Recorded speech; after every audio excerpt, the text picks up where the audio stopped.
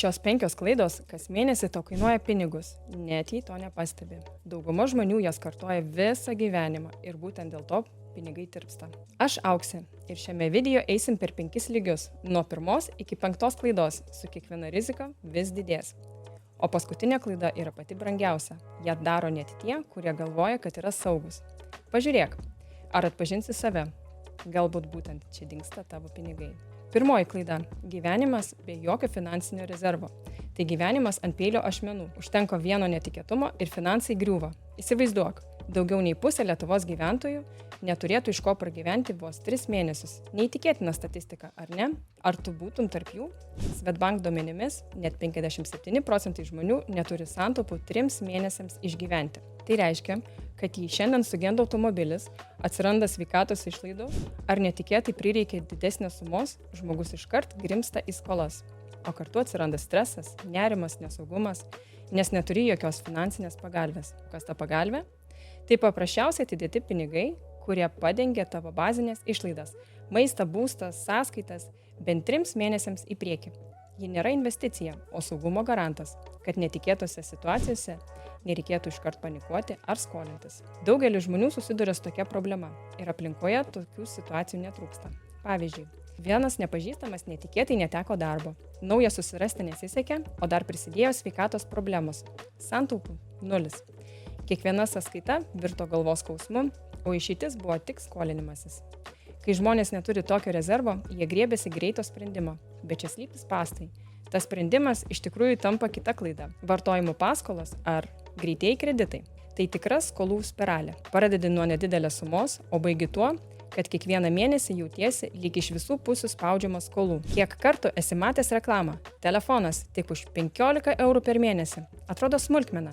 Bet realybėje tai gali kainuoti 2, o kartais net 3 brangiau. Skamba absurdiškai. Taip ir yra. Atrodo nedidelė suma, pavyzdžiui, naujas telefonas išsimokėtinai ar paskola atostogoms. Bet pasekmė aiški. Už tą patį daiktą permoki 2 ar net 3. Ir žinau tokiu atveju savo rate, kaip pažįstamas ėmė kreditą, kad nusipirktų buitinę techniką, nes dabar akcija, vėliau atsiskaitysiu. Bet galiausiai ta akcija kainuoja 2 brangiau. Prisideda palūkanos, mokesčiai, draudimai ir lieki su nuolatiniu spaudimu. Kiekvieną mėnesį priminimas, kad esi skolingas. Tas jausmas sekina. Sprendimas dažniausiai gana aiškus. Skolintis verta tada, kai tai susiję su ilgalaikiu turtu, pavyzdžiui, būstu. Tačiau skolintis vartojimui ar dar rizikingiau investicijoms dažnai yra pavojinga. Aišku, yra įvairių niuansų, todėl jei turi klausimų ar konkrečių situacijų, parašyk komentare.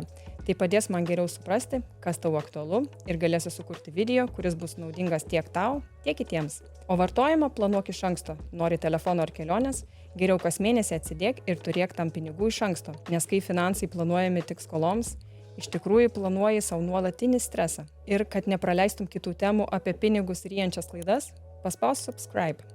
Beje, tai tik antra klaida. Liko dar 3 ir kiekviena brangesnė už ankstesnę. Ir kai žmonės įsisuka į paskolų ratą, atsiranda nauja išeitis – uždirbti greitai, kad atsiloštum. Bet tai tik dar didesni spąstai. Taip gimsta 3 klaida – vaikymasis greito uždarbio schemų, kurios sudegina milijonus santaupų. 3 klaida – tai tikras iliuzijų fabrikas. Ar ir tu esi tikėjęs pažadu? Pinigai per savaitę, kripto bumas, piramidės, stebuklingi fondai. Skamba viliojančiai, nes atrodo visi aplink uždirba, tai kodėl ne aš? Bet realybėje beveik visada baigėsi taip pat. Sudeginti pinigai, skaudus nusivylimas ir jausmas, kad buvai apgautas kaip vaikas. Pavyzdžiui, per 2021 metų kripto bumą visi kalbėjo apie Dogecoin, tai memų kriptovaliuta, sukurta kaip juokas. Bet jos kaina pakilo 100 kartų. Tuo pačiu sprogo ir Shiba Inu. Dar viena šuns moneta, kurios vertė kilo kosminiu greičiu. Žmonės net ėmė vartojimo paskolas, kad tik nepraleistų šanso.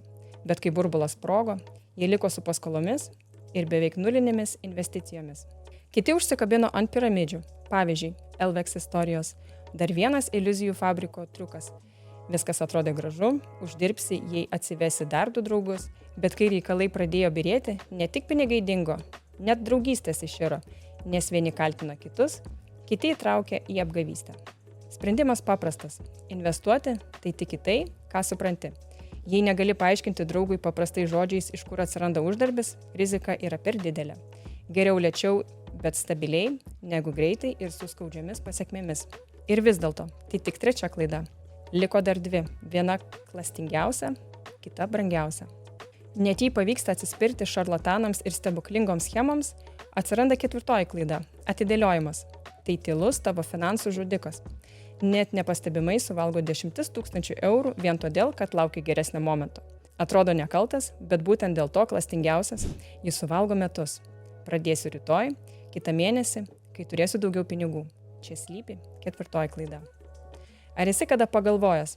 Pradėsiu investuoti, kai uždirbsiu daugiau. Atrodo logiška, bet realybėje laikas bėga, o pinigai nedirba. Taip prarandi didžiausią finansų magiją sudėtinių palūkanų galią. Įsivaizduok, kas mėnesį investuoji po 140 eurų.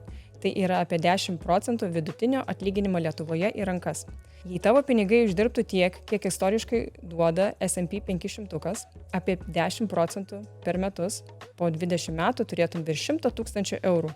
Iš jų net 72 000 sudarytų palūkanos, o ne tavo įnašai. Jei pradėtum 10 metų vėliau, sukauptum tik apie 28 000. Skirtumą lemia ne suma, o laikas. Aišku, grąža svyruoja, bet tai tik iliustracinis skaičiavimas.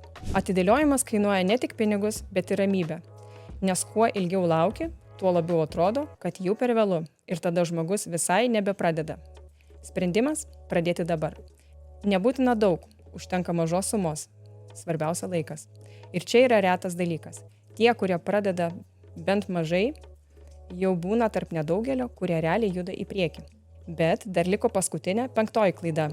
Ji dažniausiai užklumpa tuos, kurie galvoja, kad yra saugus ir kainuoja brangiausiai – pensijos spąstai. Atrodo, kad valstybė pasirūpins, bet realybėje tu lieki su suma, kuri vos leidžia išgyventi. Tai klaida, kurią daro beveik visi. Įsivaizduok save po 20 ar 30 metų. Tu dirbai visą gyvenimą, o dabar tavo vienintelis pajamų šaltinis – pensija, siekianti apie 600–700 eurų. Ar tikrai iš tokios sumos pavyktų ne tik pragyventi, bet ir gyventi oriai? Skamba kaip neblogas pokštas, bet tai laukia daugelio. Maistas, būstas, vaistai, sąskaitos. O kur kelionės, pomėgiai, gyvenimo džiaugsmas? Labai daug žmonių galvoja, kai išeisiu į pensiją, kažkaip valstybė pasirūpins. Bet realybė tokia, kad pensija užtikrina tik minimalų išgyvenimą. Ir čia slypi šokiruojanti tiesa. Labai nedaugelis žmonių iš tikrųjų tam pasiruošia. Be to, ši klaida tokia pavojinga, jų užklumpa beveik visus, bet tik keli iš anksto apsidraudžia. O tada atsiranda priklausomybė nuo kitų – vaikų, artimųjų, o kartais net nuo kaimyno geranoriškumo. Tai ne senatvė, kurios tu nusipelnei. Sprendimas – savo ateitį reikia kurti pačiam. 3 pensijų pakopa – ETF fondai, obligacijos, diversifikacija. Tai tik keli būdai pasirūpinti, kad tavo senatvė būtų ne tik apie išgyvenimą, bet ir apie gyvenimą. Pasikliauti tik pensiją – tai kaip plaukti į jūrą be gelbėjimosi liemenės. Rizika visada milžiniška. Apibendrinant, pinigai dažniausiai tirpsta ne dėl blogų investicijų, o dėl paprastų klaidų. Gyvenimo be rezervų, vartojimo paskolų, vaikymosi greito uždarbio, atidėliojimo ir tikėjimo, kad pensija viską sutvarkys. Ir čia yra svarbiausia. Kiekviena diena, kai nieko nedarai, kainuoja tau daug brangiau negu manai. Aš pati per metus jau spėjau pamatyti, kiek daug galima išmokti ir kaip greitai gali keistis mąstymas apie pinigus ir noriu, kad tą patirtum ir tu. Pasidalink komentaruose, kuria klaida pats esi nudegęs. Tavo istorijos gali išgelbėti kitą žmogų nuo 1000 eurų nuostolio. Ir jei nori daugiau tokių atradimų, paspausk subscribe. Čia dalinuosi būtent tuo, kas padeda pinigams dirbti tau, o ne prieš tave.